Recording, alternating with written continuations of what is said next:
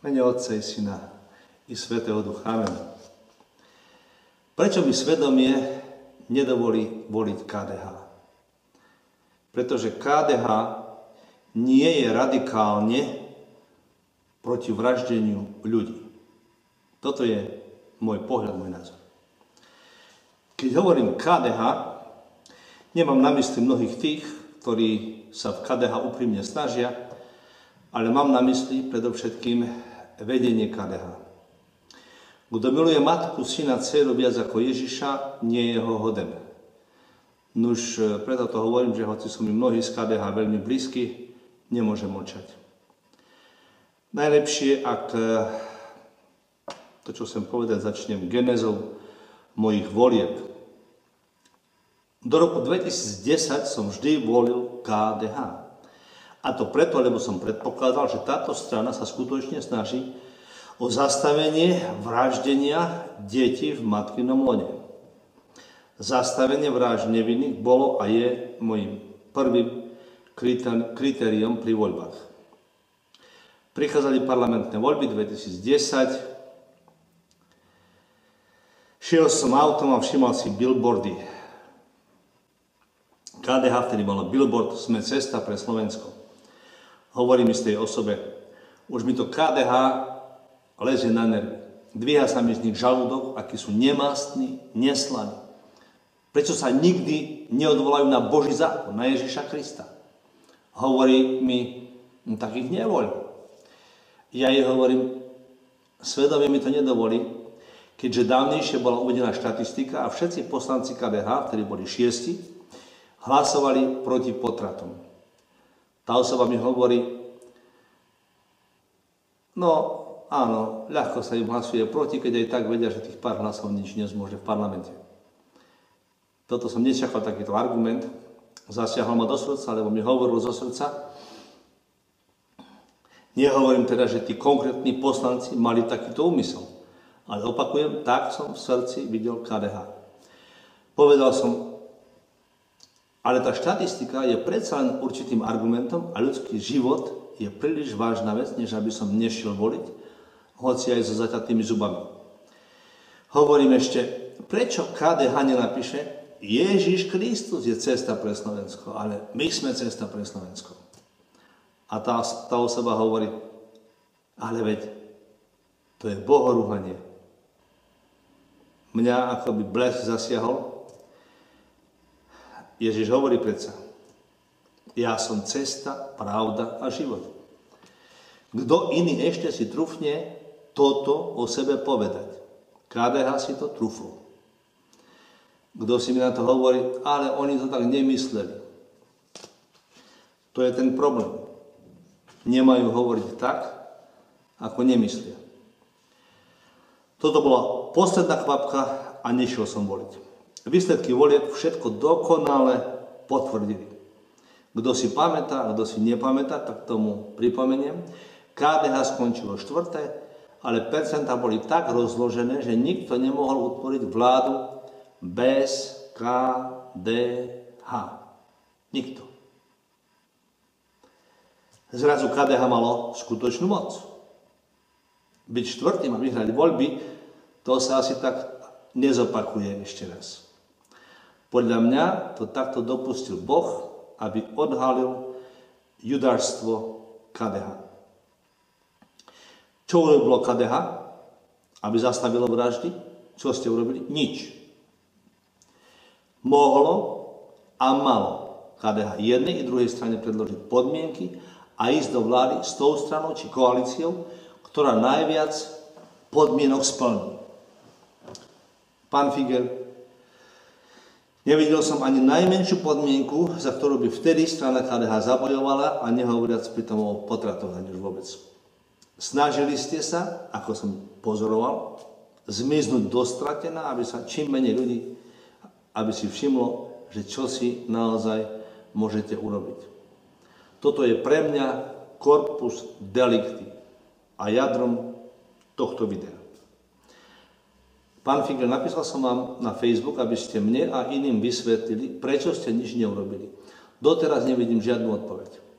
V 2012 ste mali heslo všetko začína prácou. Nie, pán Figel, nezačína všetko prácou, všetko začína vierou v Ježiša Krista. Nie prácou. Ale vy hovoríte prácou, nuž, práci česť, súdruh Figel.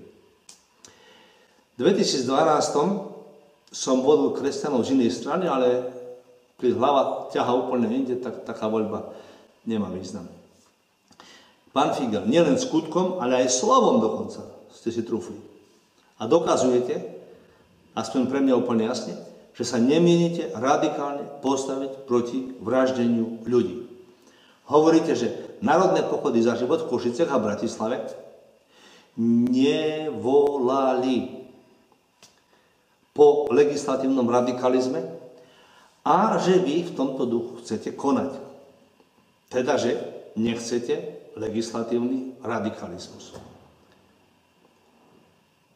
Pán Figel, nechcete zákony proti potratom?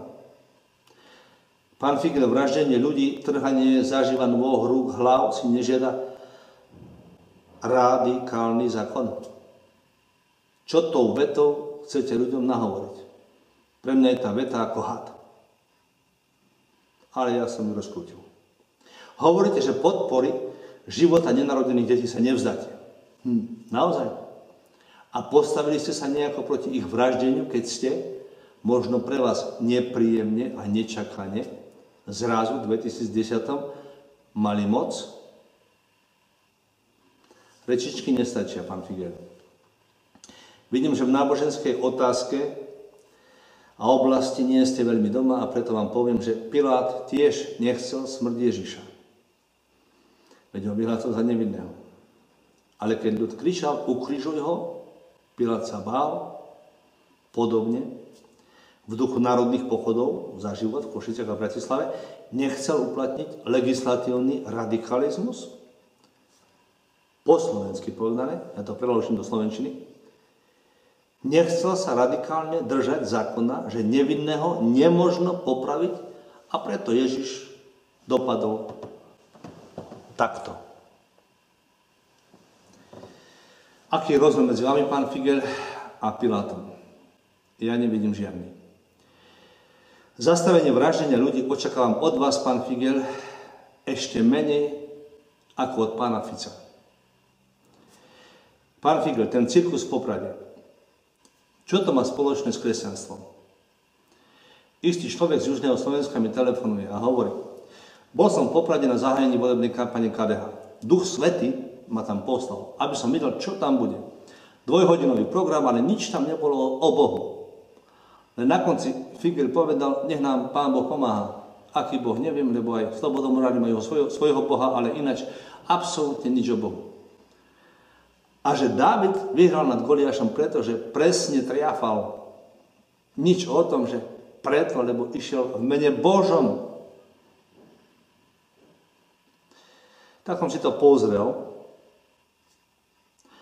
No Božie dopustenie. Cirkus. Doslova do písmena. Chcela by to nejaké osobitné video, vôbec to rozdiskutovať ten Poprad. Rímania mali heslo Panem et circenses. Dajte ľuďom chlieb, hry, cirkusy a budete ich ovládať. Neviem, či tam v Poprade dávali chlieb, ale cirkus tam bol dokonalý, hoci všetká úcta teda k výkonom účinkujúcich.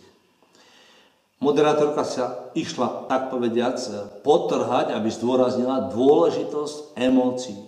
A že život väčšiny nás je najmä o emóciách. A či pamätáme, ako nás spojili emócie, keď sme boli majstri v hokeji. Takže hokej spája ľudí v KDH. Život nie je o emóciách, ale je o hľadaní pravdy. Pravda nás má riadiť a nie slepé emócie. Vážené KDH, ako ste to tvrdili v Poprade. Ježiš je tou pravdou. Na cirkus a emócie bolo i miesto, i čas, ale meno Ježiša Krista sa nespomenulo ani jeden jediný raz. Kresťanské hnutie. Ale pritom každý poctivo tlieskal, ako kedysi. Nikto nemal odvahu zakričať, kráľ je nahý. Ja to kričím. Kráľ je nahý. Videl už niekto kresťanstvo bez Krista? Prosím. Pozrite si kampaň KDH v Poprade. Pápež Lev XIII v encyklike hovorí o sprísahaní slobodomurárstva proti Kristovej cirkvi. Nuž kladiem otázku. Čo ak slobodomurári založili KDH, aby neutralizovali kresťanské hlasy? Pozrime sa, mnohí pracujú v KDH z celej sily, ale KDH sa vlečie. Obrazne povedané, pod kapotou je 1000 konských síl, ale šofer za volantom ide 30-kou, alebo aj cúva. Nedokážem to takto nevidieť. Už koho teda voliť? Myslím si, že je koho voliť. Je tu istý politik, predseda strany, ktorý verejne hovorí o veciach katolíckej viery, o tom, že sa k Ježišovi máme verejne priznať a ktorý svojimi skutkami to aj dokazuje, že to, čo hovorí, stojí si za slovom a že je úprimný. Je mi jasné, že tí, ktorí sú ochotní voliť iba bezchybného kresťana, nepôjdu vôbec k voľbám. A ešte jedna vec. Viete, že sám Ježiš nám dáva kritérium pre voľby? Super kritérium. Keď hovorí, svet vás nenávidí, keby ste boli zo sveta, svet by vás miloval. Nož všímajme si, koho svet miluje a koho nenávidí. Ktorým politikom svetské médiá dávajú každú chvíľu priestor ukázať sa a povedať národu svoje veľké, amorfné, bezvýznamné, dialektické nič. A na koho svetské médiá pľujú a prípadne ho ignorujú. Hyperkriel som pozrel. 3 minúty. Veď otvorte oči. Otvorte oči. Keď už pozeráte tú televíziu. A vidíte, kto stojí na Ježišovej a kto na diablovej strane. Lebo toto naozaj môže byť naše posledné voľby. Ja vás žehnám, mene Otca i Syna i Svätého Ducha. Amen.